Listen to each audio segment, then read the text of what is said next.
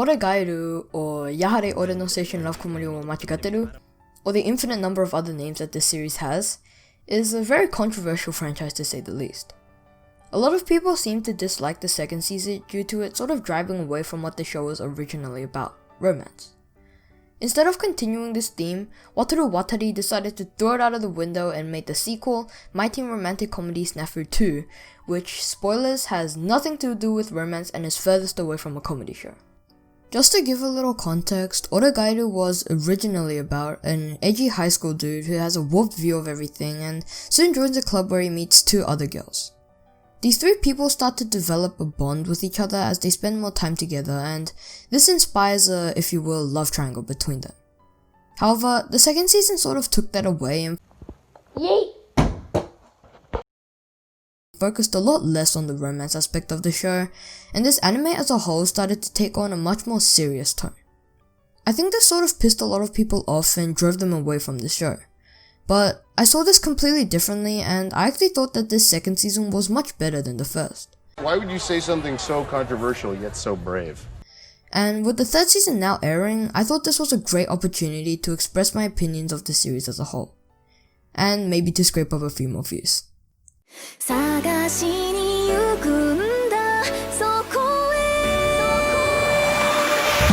Personally, I thought that the second season of Oregairu was a masterpiece. What? Bro, what are you talking about, man? But obviously, this opinion is very much dependent on my taste in anime. I really value character development, and it's the most important thing in anime to me. And I think that's really what this season focused on. As I started watching the first episode of the third season, I could immediately feel the energy that the second season had, the deep interactions between the characters. There seemed to be a sense of resolve that had been achieved with the three protagonists, but also a feeling of uneasiness, like there was still some problems lingering between them that hadn't been solved yet. Maybe it's just me tripping out and being weird, but for me, it was a very unique and almost addictive feeling that kept me wanting to watch more.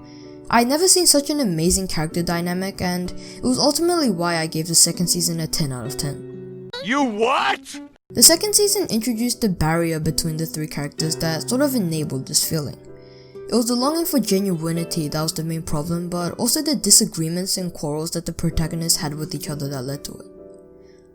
This longing is definitely satisfied with the ending of the second season, and I think this third season is showing the consequences of genuinity, the consequences of taking off the facade from each other and revealing their true natures to one another but also to themselves.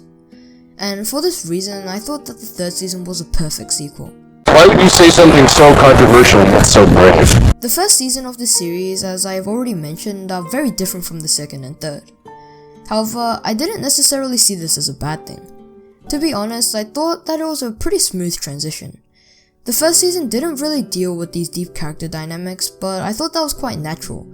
I mean, the three main protagonists had only spent so much time with each other, and so they wouldn't really care too much about their core personalities or certain flaws in them. However, with the second season, I thought it represented a growth in their bond. This is where they started to long for a deeper bond as their mismatches with each other started to become clearer. This is where they sort of set romance to the side and just wanted to spend genuine time together. Like if you've been together with someone for around a term, you would be somewhat close to them and you would enjoy spending time with them if you have any form of chemistry together. However, you wouldn't really be too deeply attached to them. As you start doing more things together, that's when you start to develop bigger and stronger bond with them, and this is where you start to realize how some people actually are and whether you fit them or not. At first, it's almost like a facade that everyone puts up, or at least that's how our main protagonist views it as. But then as you start being together for longer, you start to long for a more genuine, real and hands-on experience together, and that's what I think this whole Oregairu franchise is about. To me, it was never really about the love triangle or any form of romance, but it was more about bonds and the genuinity of them. However, this is my take on the franchise. I may just be completely overthinking it. Maybe Wataru Watari just intended to be a light rom-com and accidentally made it a bit too more serious. But whether it was intentional or not, I thought that this idea and concept of genuinity was very interesting and I enjoyed it. If you are looking for a nice, relaxing romance and comedy, then you might be a bit disappointed with the second and third season and this franchise is probably not for you. However, if interesting character developments and dynamics appeals to you, I definitely recommend that you check the series out. The first season may not seem too much as that way, but the second and third probably will. Well, that's the end of the video. If you enjoyed it, please be sure to leave a like. It's free and it literally costs you nothing, and it would encourage me so much to keep making content like this. Seriously, you do not know the impact of just one like.